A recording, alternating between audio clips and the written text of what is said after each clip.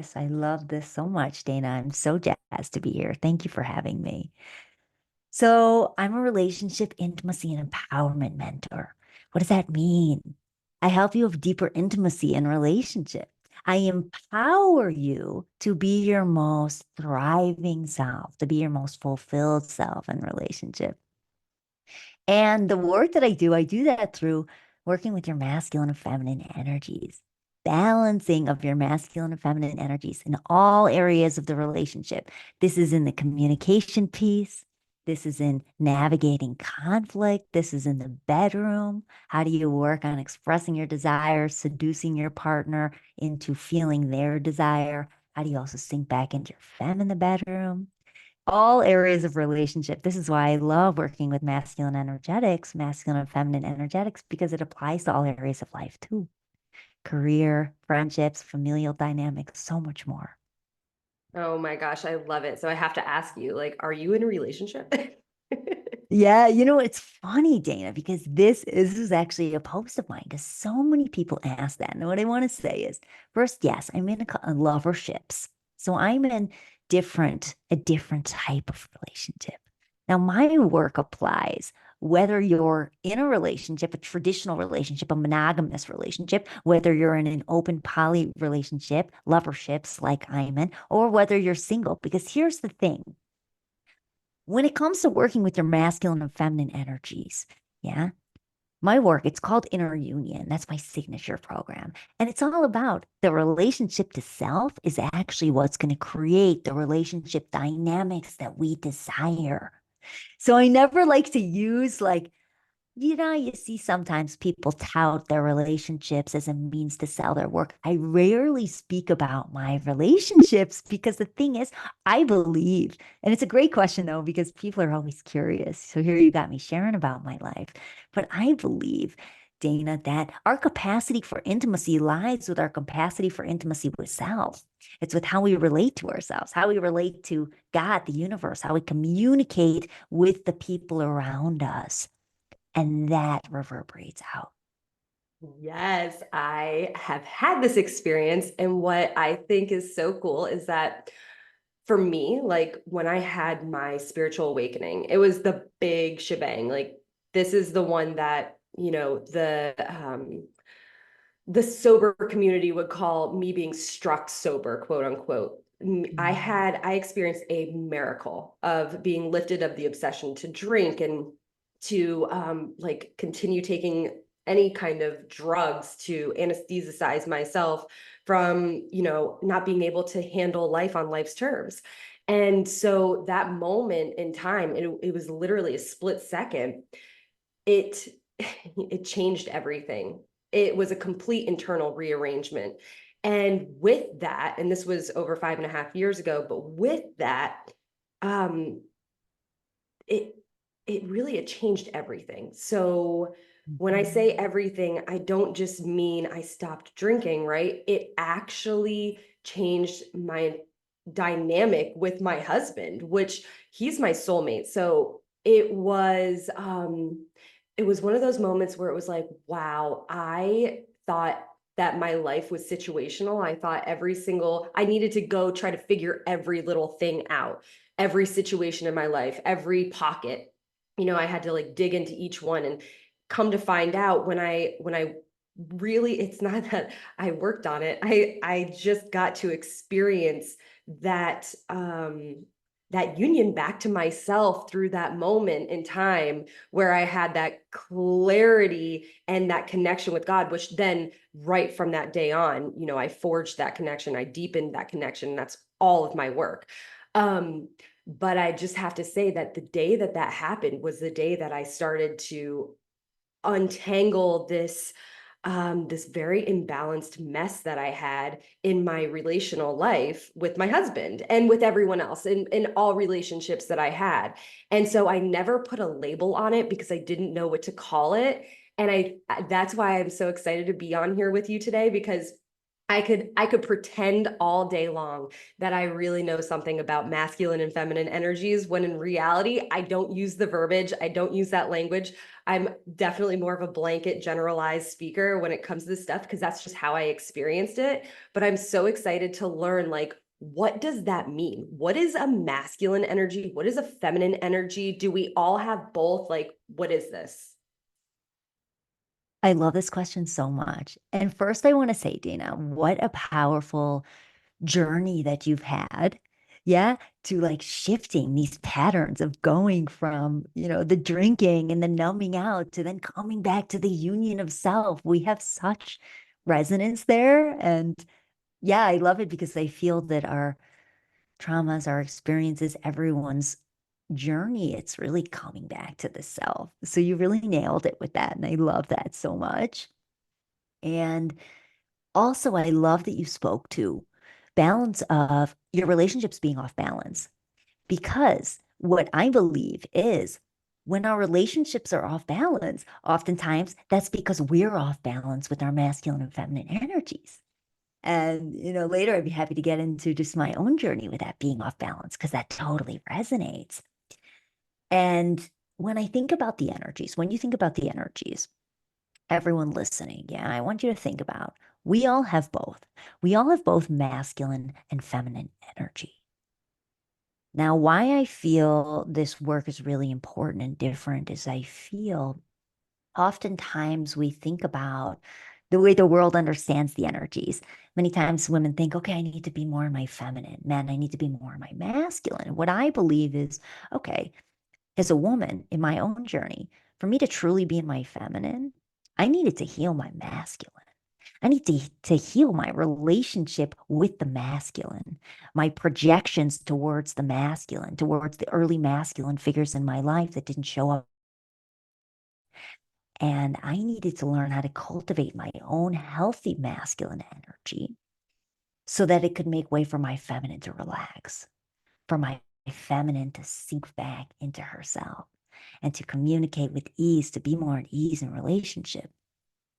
And so I want you to think about when you, and that's a heavy topic that I just threw, yeah. So we're gonna let that air for a moment. But when you think about masculine and feminine energies, think of the masculine as your masculine is like your roots, it's your groundedness. It's like that tree, right? That's holding you with safety and with presence as you navigate life, as you navigate relationships. So your masculine core is literally your passion. It's your fuego. It's your solar plexus. It's that part of you that's like, this is who I am.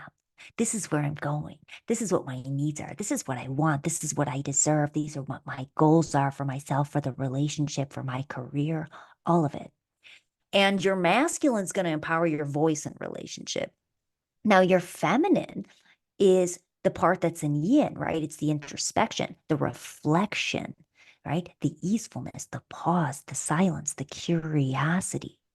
So if something happens in relationship, let's say your partner says something disrespectful, right? To break it down, you're feminine, you're going to go in yin. Okay, what am I feeling? Ooh, that hurt me. Why did that hurt me?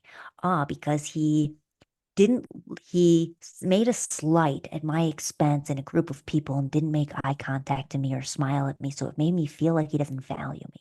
Made me feel like I'm a loser. Made me feel sad. Yeah. That takes vulnerability. That takes masculine energy to voice. So then your masculine's going to be the one to express, ooh, this didn't feel good. And here's why it didn't feel good. And this is what I desire. Next time we're in a group of people, I desire you to speak highly of me because then I'll feel more like the queen that I know I am. And so it's this dance, right? Of tuning into the heart, tuning into the reflection, tuning into the yin. The feminine's also the curiosity, the play. Why did you say that? What was alive for you? Is there something more? Are you frustrated? And then your masculine's going to be the part of you that's the confidence that's empowering you to express yourself. Hmm. Okay, that's super interesting. And I have a quick question. So, and I definitely want to get into your story, so I'll make this really brief. But when I hear you, I'm thinking about myself, of course. And I'm thinking about the past and how I was so what I think you would verbalize as being in my masculine.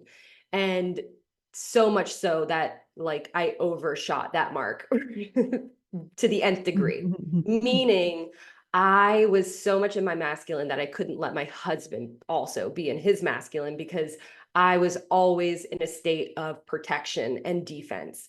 And I don't mean I was always actually saying things that were defensive, but I was actually also behaving in super defensive ways, meaning I couldn't allow myself to be vulnerable. I couldn't allow myself to accept a compliment. I couldn't allow myself to let him lean in and hug me or kiss me when he wanted to, like in the way that he wanted to. And, you know, even making out, like I remember thinking at some point, and this is before this whole big healing journey, but I do remember feeling like, wow, you know, in the very beginning, we used to make out all the time. Like we were obsessed with each other. We are soulmates and we are such like we are so chemically attracted to each other. And in the beginning, it was like I literally could not get my face off of his face, and it was me doing it. And then eventually I was like in love, and so I was really in my heart, and I think things were so much more balanced. And then eventually my ego just rebuilt itself and took over, and I feel like it almost used my masculinity as a coat, and like it almost used it as a weapon to emasculate Dom, and then to try to act like it was protecting me from something, but then in turn it just completely shut down the feminine. So my question is it's really okay, it's really loaded. I was and I'm going to bring this back to something Bring you it said. on, baby. Yeah, okay, good. I'm going to bring it back to something you said. You said something about having allowing like the masculine to come in and to give you a compliment and then to like make you feel like the queen that you are. My question that is loaded is, does that though go against the idea that in order to really feel like the queen that you are, you really need to find that within yourself first before being able to accept it from another person without codependency, without needing them as your tool for validation and for making you feel good about yourself, when in reality, like that should be coming from within. I love this so much. And I have to first respond to, I love that you have such conscious awareness, Dana, and it resonates with my journey as well. This like using the masculine as a weapon, as a coat, yeah, as protection in relationship. And I just want to speak to that for a moment because I feel that that is so resonant among many women. In my conversations, I hear it a lot in my work. And this is why working with the masculine is so important, because how do we empower a healthy masculine of I'm going to create safety within so that I am safe to show my heart, so that I am safe to be vulnerable, not knowing if it's going to land. I have a lover of mine that he wanted to relate with someone else. Yeah. We're travelers. So I have a couple lovers in different locations. I'm a traveler. And so he wanted to relate with someone else. And the way that he did it was hurtful. Yeah. And he wanted to stop relating for some time because it was too hard for him to have me long distance and this other woman in person. Now, my masculine empowered me to like, I wanted to keep relating. And that took a lot for me to share from my heart because my old me and my masculine be like, okay, fine, fine, silent treatment. I'm going to be angry and frustrated and I'm going to be hurt and close my heart and build the walls and not open myself because he shut me down. No, but like, how do I navigate rejection like a boss? And how do I show what I want? So, what did I want? I wanted to keep relating. I created my best content in these times, these reels of like, what a man, what a man, what a man, what a mighty good man, like really expressing my heart through poetry, through art, through theatrics. Sometimes it worked, sometimes it didn't. And it's this dance of, because for me, it never feels good to be that kind of person I used to be, like wait for my partner to text me back. No, I want to text my heart, not in the way of like, I want to hear from you, babe, but in like a fun, playful way that's like, hey, I'm thinking about you, and have them receive it. That feels good because that's me expressing myself.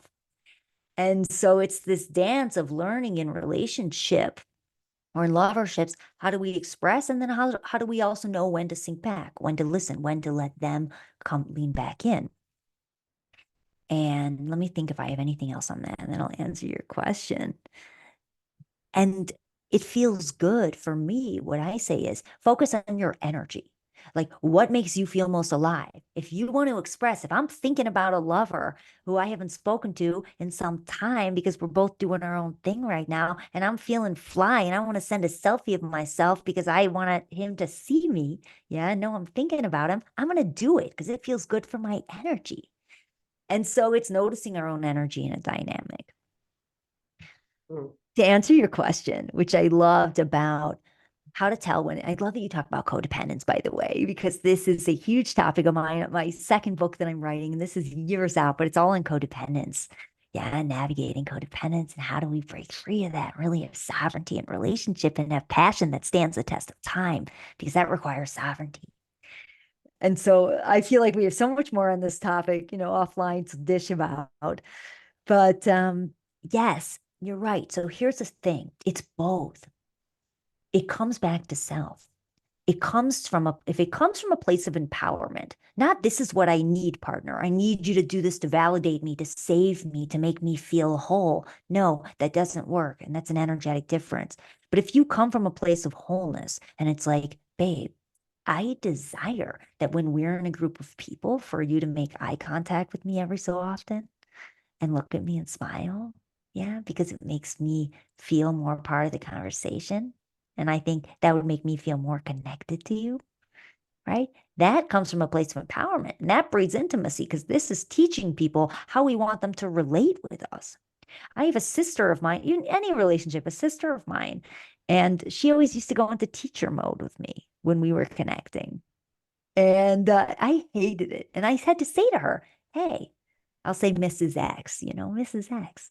And she's one of my closest sisters. Yeah. And my closest sisters in my life, we've had the most conflicts because this is intimacy. It's like, hey, I don't dig this dynamic. When I'm vulnerable, it doesn't mean I want you to fix me. Prefer to hear your resonance. Yes, this resonates. I've gone through it and this is how I navigated it. Pause. Yeah. And so she received it. And now I feel close to her as a result. And now we have a better relationship as a result.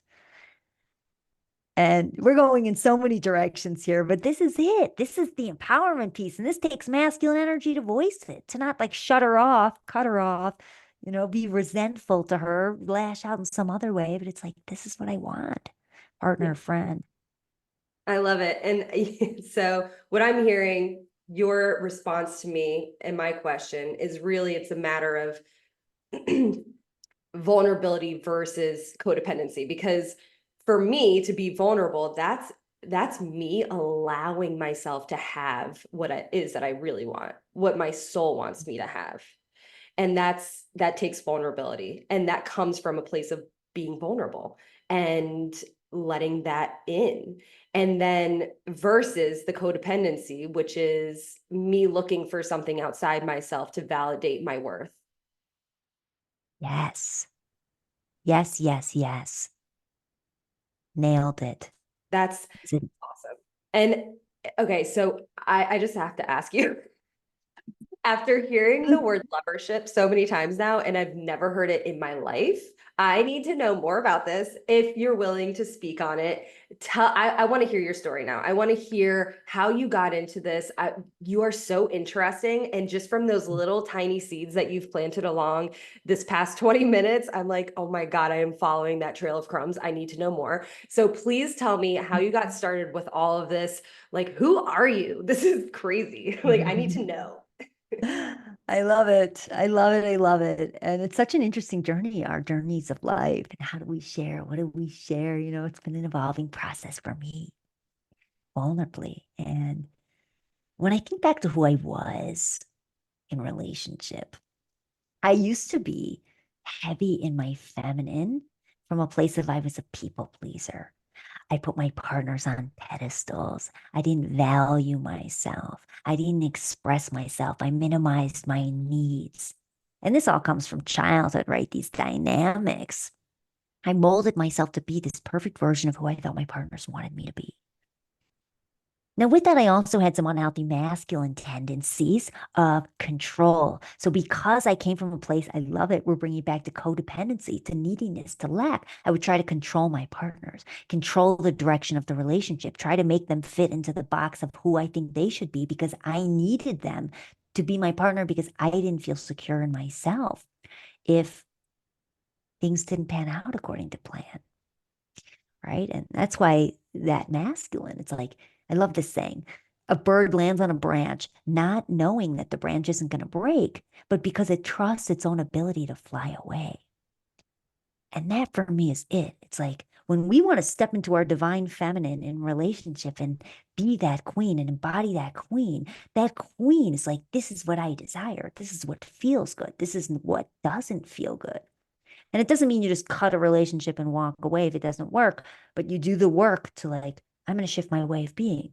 I'm going to play with my communication. I'm going to see how my energy shifts your energy. And I'm going to let the relationship unfold in time instead of trying to control it. So when I think of who I was this people pleaser. I put my partners up on pedestals and I was in relationship after relationship of toxicity, with so many red flags, people who didn't value me, people who didn't honor me and respect me because I didn't honor me and respect me.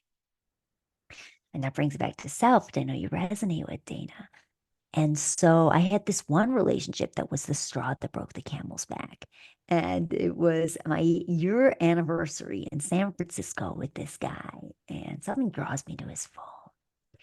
And I go to his phone and I look at his phone. He's in the bathroom and he's like singing in the bathroom, taking a shower. I only had a few minutes.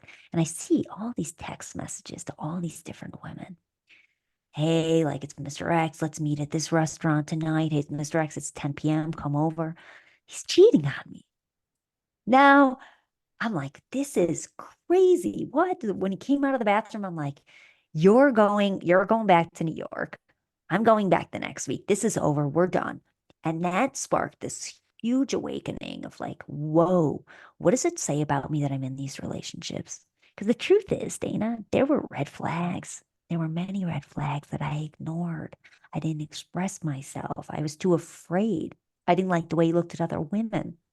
And so, what does it say about me that I ignore these red flags? And so it sparked this journey of clearing my own energy, working with my worthiness, building myself up, which is masculine energy, right? The affirmations, who I am in the world, what my values are, what I want in relationship, what value I bring to relationship, why I'm worthy. And then also working with my needs, my boundaries. Where did I violate my own boundaries? Where did I let him violate my boundaries? How do I let all the people in my life violate my boundaries? And how do I create the sense of ease and groundedness in my being, right? All of this is masculine energy so that my feminine can play, so that she can feel light, she can create, she can respond with ease when, hey, ooh, I noticed partner in this, that partner that I'm speaking to years ago. It's like I noticed that when I texted you at 8 p.m. and my message never went through, which in New York, if the message doesn't go through, baby, the only thing means you're on the subway at night and he would be on the subway all night, 8 p.m., 10 p.m., 1 a.m., going to meet different women. Like if I had voiced that, I would have had an answer and I would have been a little playful. What does that mean? What are you doing?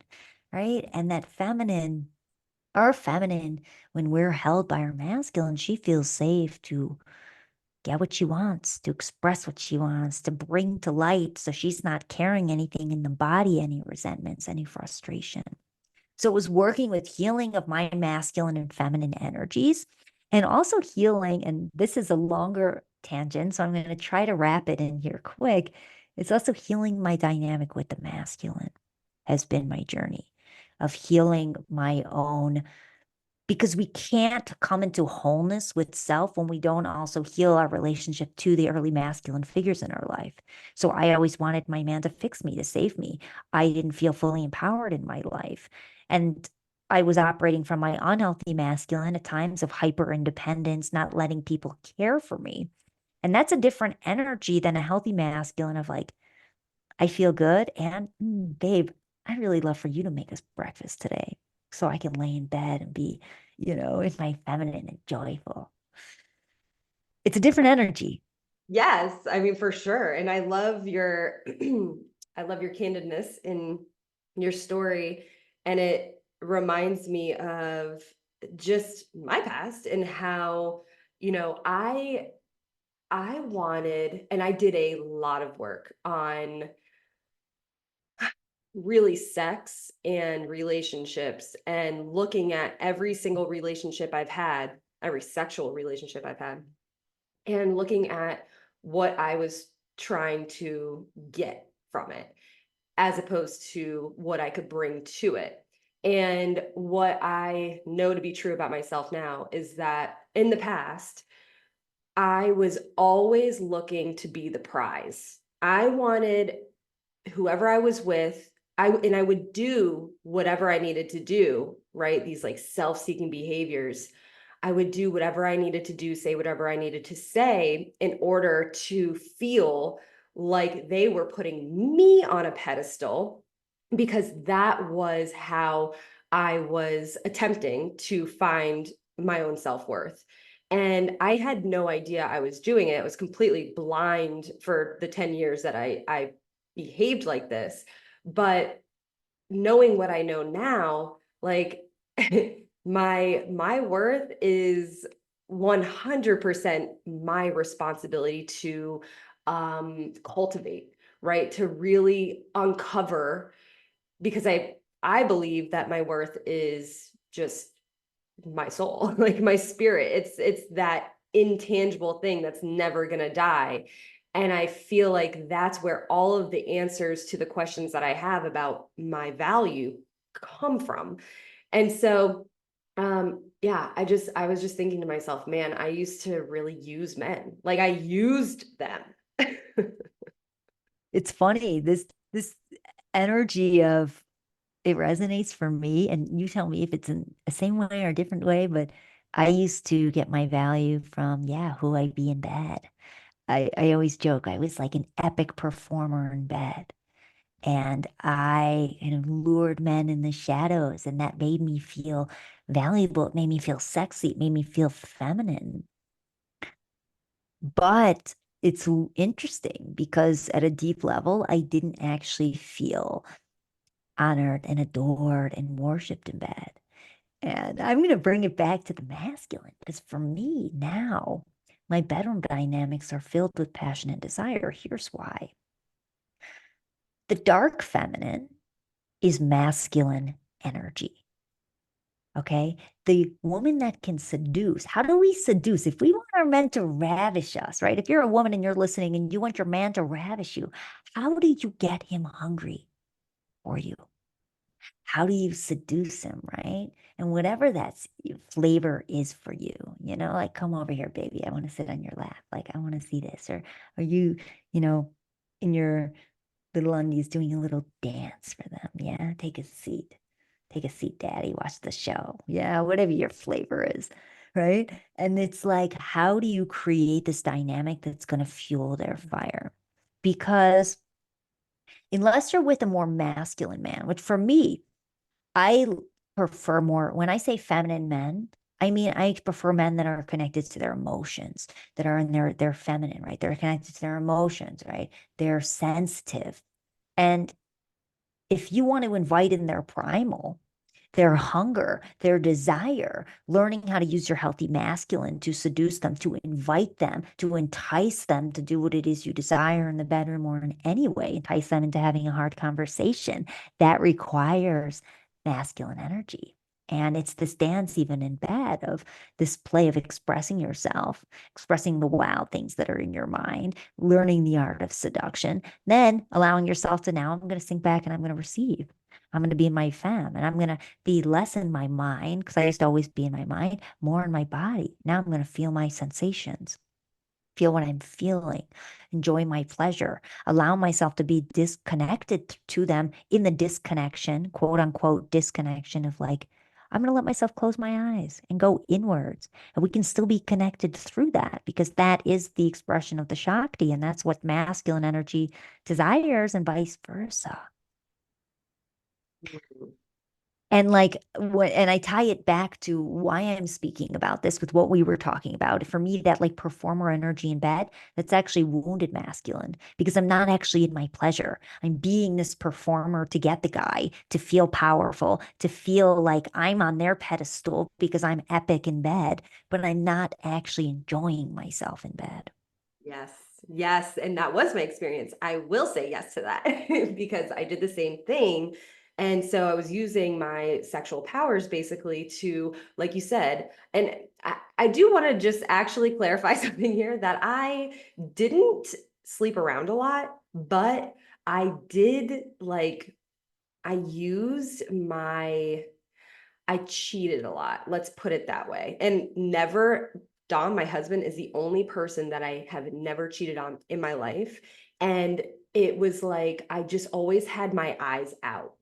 And so I was constantly emotionally trying to create these connections and use my like not maybe I didn't even need to say that I was a good performer, but I was already being an actress, right? I was always acting. I was always putting on this front of this facade of who I thought they wanted me to be so that they would give me attention, regardless of whether I was in a relationship or not.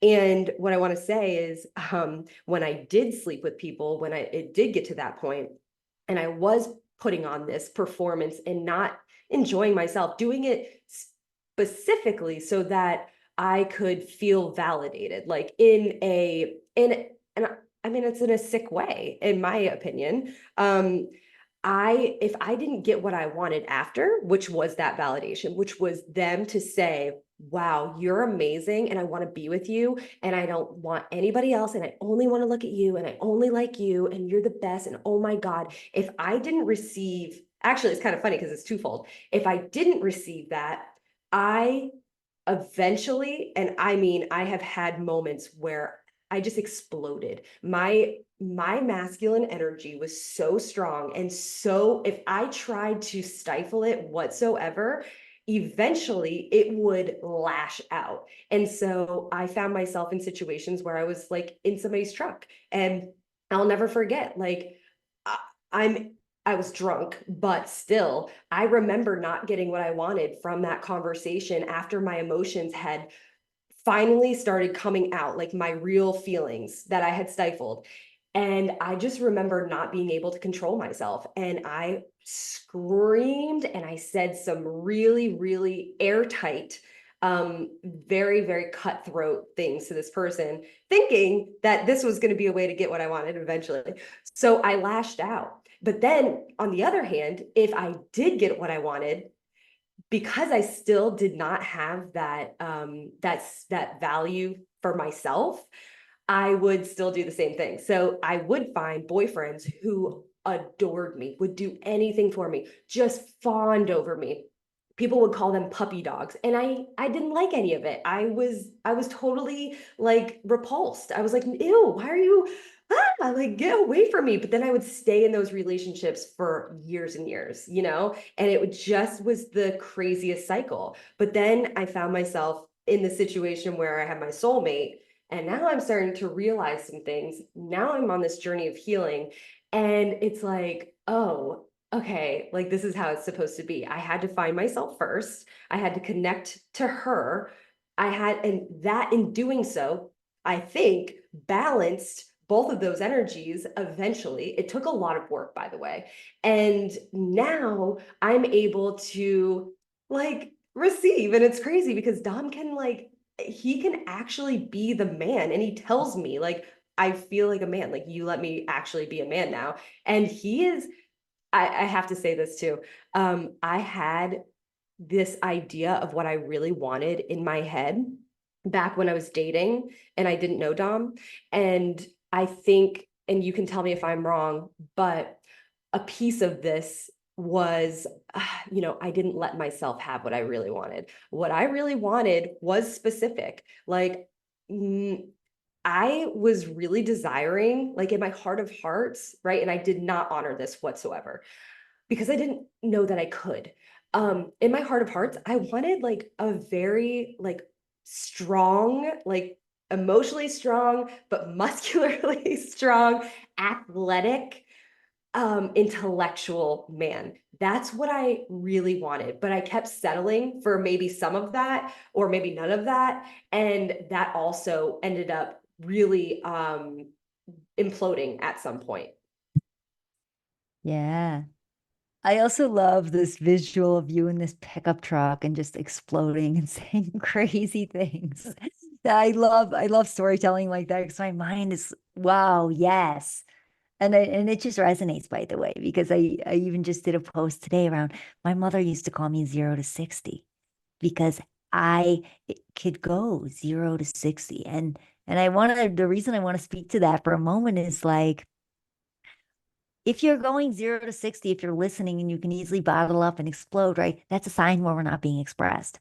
That's a sign that something needs to clear, right? We need to use our masculine. We need to use our voice. We need to name what's going on. And this is why I love also working with the communication piece in tandem with energies, right? Because our communication, for me, I feel our communication is like the only way, not the only way, one of the most impactful ways to have deep intimacy. This is how we relate. And so, working with that piece, how do I communicate and how do I do it with ease and grace and even some play if it's relevant so that I'm more likely to get what I desire? And then I also want to speak to what you shared, Dana, around this dynamic, which I think is so resonant for so many human beings, not even just women, everyone and me, of this dynamic of like either going for people like that don't give us what we want, or there's this opposite extreme of people who are like the puppy dog energy that are giving us everything and we're turned off by it. And that makes sense because when you think about it, attachment theory, right? We want secure, we want the middle. We don't want, right? The reason it can be a turnoff, it can be two reasons, right? One, it's like if someone's clinging and they're an anxious attachment that doesn't feel good on either end because it comes from lack of wholeness, right? It's a state of codependence, of neediness, of lack, versus someone that is strong in themselves, right? Someone that is fully whole, someone that has balance of their energies, someone that knows what they deserve, yet they're also leading into connect. They want to connect. They're showing up to relate. And that's what makes someone magnetic, right? Think about a masculine. It's a masculine, the most impactful men in the world. When you think of like David Data, the late Steve Jobs, Joe Dispenza, right? All John Wineland, all of these men, what do they have? They also have a feminine, right? They know how to lead a room with their energy, how to create impact because they're connected to their hearts, they're connected to the why. Why is this important? How do I move people? You think about the most impactful women, right? They're wild, they're free, but they're not in that wild feminine is me. I'm going to penetrate you with my energy and not have a sensitivity to a room. No, it's a woman that's wild and expressed and free, but that's soft, that's playful, that listens, that asks questions, that pauses,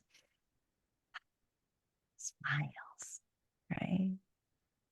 And so I'm even feeling it seems like you've got that good balance and that security in your relationship, right? Of this soulmate partnership with Dom. I love that his name is Dom, by the way, because at first when you said that, I'm like, oh, is he a Dom? I'm definitely a female Dom energy. But I love that, by the way. So yes, makes sense. Dom and his masculine, baby. But it's amazing that you're noticing that. Like I'm letting myself receive from the Dom. Oh my God, that's so funny. I never thought about that. And you're so right. I have never thought to myself that, I mean, so many things are coming together for me personally right now because the people that fawned over me or that didn't, whatever. It really though, I'm talking about the people that fawned over me and that I dated that I basically walked all over and felt so repulsed by, even though they were giving me exactly what it was that I was seeking in everyone else, right? Um, It was the fact that they were not secure in themselves. They really weren't. And they were looking for me to give that to them. And I never realized that until now. And Dominic, my husband, Dom, he never looked for that in me. He always jokes that he's super codependent on me, but he's not. It's crazy. He thinks that he's codependent because he loves me so much and because he's obsessed with me. I mean, he is. But I'm obsessed with him too. And it is in a very healthy way. It's not in a, I need you to be good so that I could be good. It's not that. And I realize now, just based off of what you just said, he was magnetic and he is one of the most successful real estate agents in like he's amazing. This man, I mean, by 34 years old was making like $600,000 a year because he's so magnetic. He's so magnetized to like he's so attractive because he's got that charisma because he's so good with himself. And he is one of the few people that I've ever met that's just good with himself without needing anybody else validating him. And I never like actually put that to words, but and I'm probably going to take out that $600,000 because I don't think he's going to be happy that I said that, but it's true. Hold on, let me just make a little quick note. I never put that into words until just now. And that is why he was so attractive to me. And he was also everything I wanted. He was an athlete. He played baseball for West Virginia. He was Mm. super muscular, so strong, so manly, like so hot. Anyway, I digress. I'm sorry, it's the chiseled jaw and the dimple. Like, how can you resist? And so just knowing that he could kill somebody, he could literally kill me. But I mean, on some level, that's kind of hot. I'm sorry. I know people are like, what the hell is this girl saying right now? But you like when you know that your man is that strong, you're like, that's kind of hot. Like, you want to put your hand on my neck? I digress again. Dom is gonna be so embarrassed that I'm saying any of this, but it's the freaking truth. So thank you for putting some kind of context to what I've already experienced myself, but just couldn't say. Oh, yes. I love it. Love me a chiseled jaw, baby. And it's amazing because it's also, yeah, it's allowing ourselves to also get what we desire. It's that worthiness piece of like, I know I'm worth it. And this is, you actually tie it for me, how it relates is like, this is the power of also working on relationship, working on our communication, our expression, because it's also saying, like, I'm investing in me. I know I can have that because I feel, uh, yeah, we often miss that piece. We think like, oh, it just comes naturally for some people or others. Some people are luckier. And that's not true. We can all have and cultivate deeply fulfilling, balanced partnerships where we feel honored, where we feel seen, where we feel adored, where we feel valued with people that value themselves, that inspire us, where there's mutual admiration, right? Like that is so possible for any of you listening, right? When you do that work with self and you come back to self and embodying that version of who you want to be and also investing in working on self. I worked with tons of mentors working on my communication, my expression, right? I've studied communication for years, 10 years, 10 plus years because of this. It's like, I want to learn how to be a master communicator. I want to have an impact. I want to have deep relationships and I want to feel confident in how I communicate. Yeah, that's exactly it. I feel the same exact way. And this is so funny. This is just like the craziest conversation because it's so relevant to, I feel like so many people's lives. I mean, everyone's in relationship in some way, shape, or form. And so one thing that I do want to touch on though is the idea, because I do feel like people will get and do get tripped up on this one piece where it's like, okay, masculine energy is you speaking your truth, like asking for what you want. But I say, but because I know for me, before I actually knew myself, I didn't know what I wanted. And also, on top of that, I thought I was expressing my truth. I was like saying my truth, right? And I thought that was okay. And I would validate my own feelings all of the time.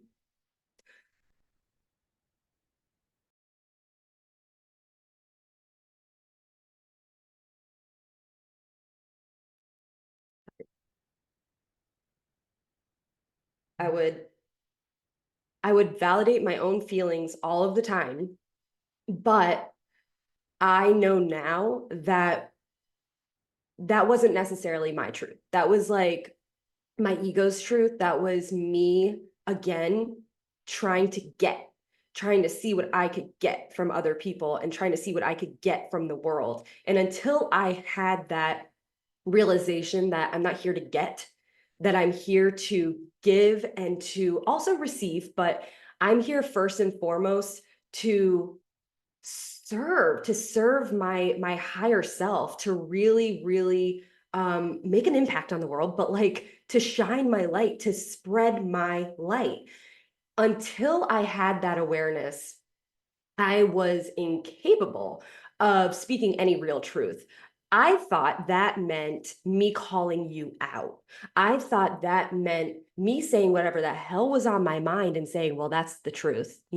That's the truth. I'm just calling it like I see it. I'm just being honest. I'm just being honest.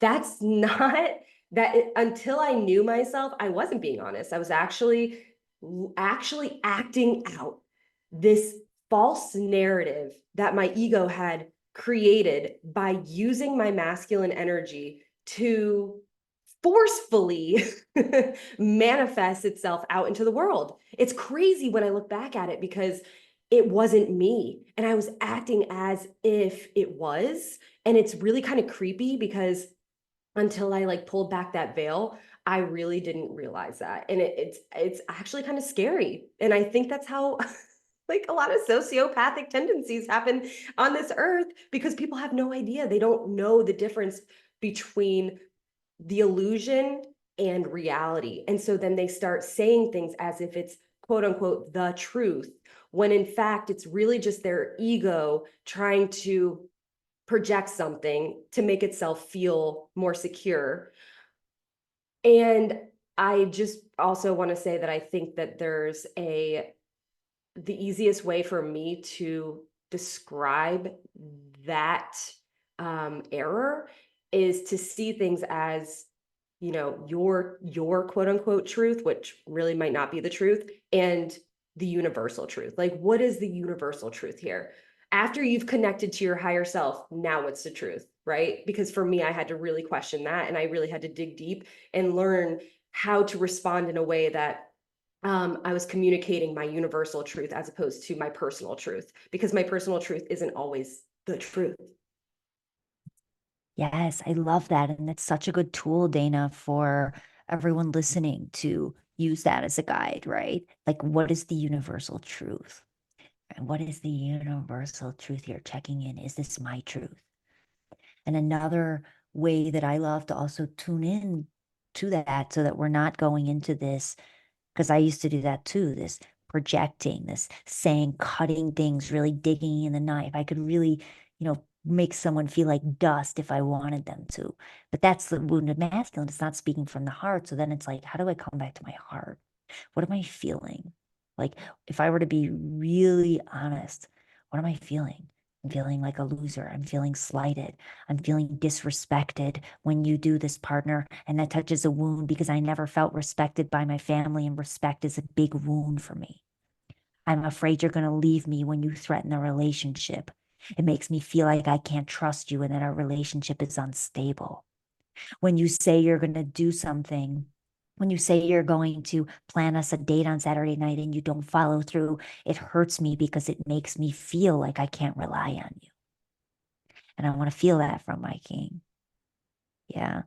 And so it's like it's coming to the heart, like heart to heart. We're not speaking mind to mind. We want to speak human to human. We connect through our heart space. And that is the universal truth for me. It ties to what you're saying. That's like universal love. Is it's in the highest form of love.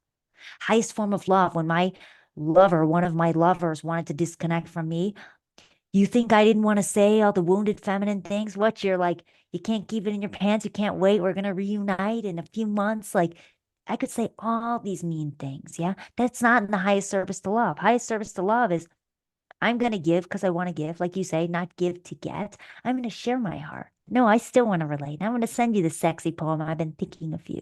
And I'm going to do these interesting things to engage you because I miss you. And I want to give you that gift, no matter if you respond in the way I desire or not.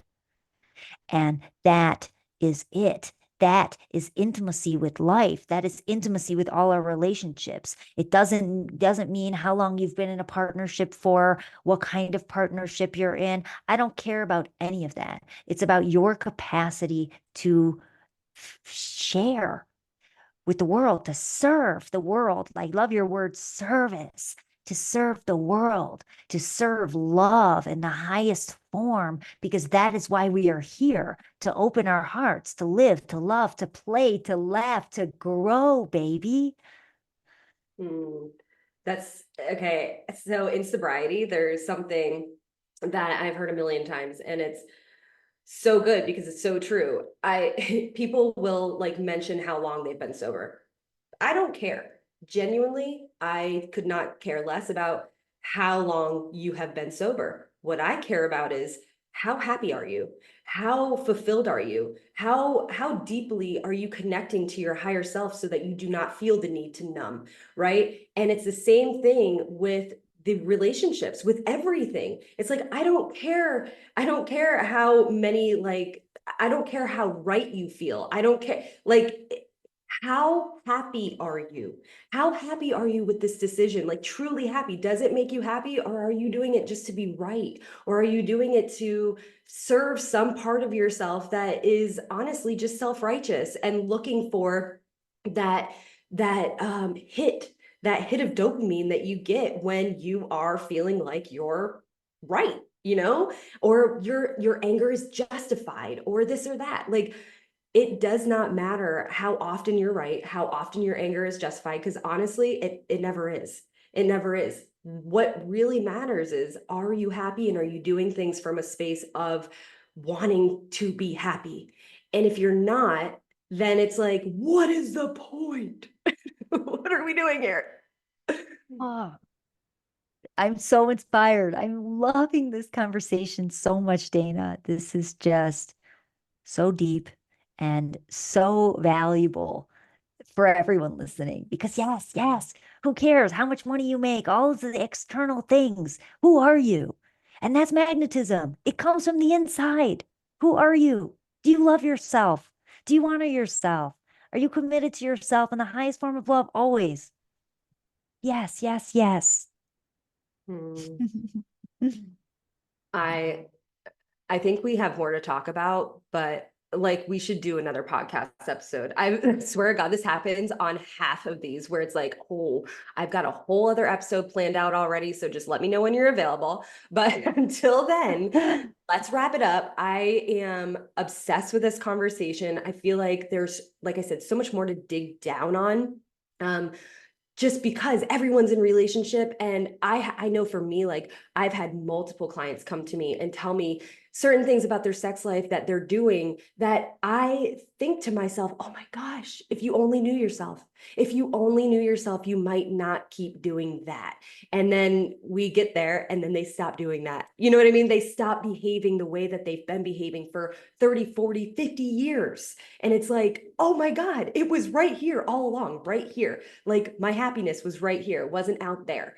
And then once you have it here, once you have it with yourself, you can experience it all over the place. So, okay, I'm going to end it there. Thank you so much. And I want you now, if you have any offers, um, please like feel so free to take this time to tell the listeners. And then also, where can people find you? And I will link whatever you say here in the show notes. Yes. Ah, So beautiful, such an amazing conversation. And yeah, so everyone, you can find me. Instagram will be the best place. At Nicola Navone is my Instagram. You also look at my website, nicolanavone.com. I do one-on-one work. And then I also have a new group coaching program I'm so excited about. We begin October 15th. It's called Inner Union. So it aligns to everything we're talking about. And it's all around how do you come back to creating that deep union, that deep balance of your masculine and feminine energy so that you can cultivate incredible relationships, passionate relationships, relationships filled with intimacy. And so we'll be working on these different pillars of expanding yourself through intimacy, working with your subconscious, working with your attachment style, then working with balancing of your masculine and feminine energies. And then the last pillar is working with your communication. How do you become an embodiment of your highest form of thriving through your communication, both verbally, non-verbally, learning the art of subtlety, the art of invitation, and really creating the relationships you desire in your life? Mhm. Okay, so basically, like you just said, this is where people can go to fall back in love with themselves, right? And then like experience it on the outside. And I think that really does sum up everything that we just talked about. And I think it's such essential work because like I said, until I had that love for myself and I didn't know how to put a label on it, I didn't know how to. And so the listeners are so lucky to have somebody like you here that they can go follow and that they can go join to do this work because I stumbled upon it. Thank God. But luckily they have you. And I think that again, it's essential to really love yourself first. Otherwise, well, actually, when you do, it's just all the other pieces fall together. And we started this entire episode with me saying, you know, everything I thought I had to heal everything one by one. I thought it was all situational. And when I really take a step back, I know in my heart of hearts that it was the day that I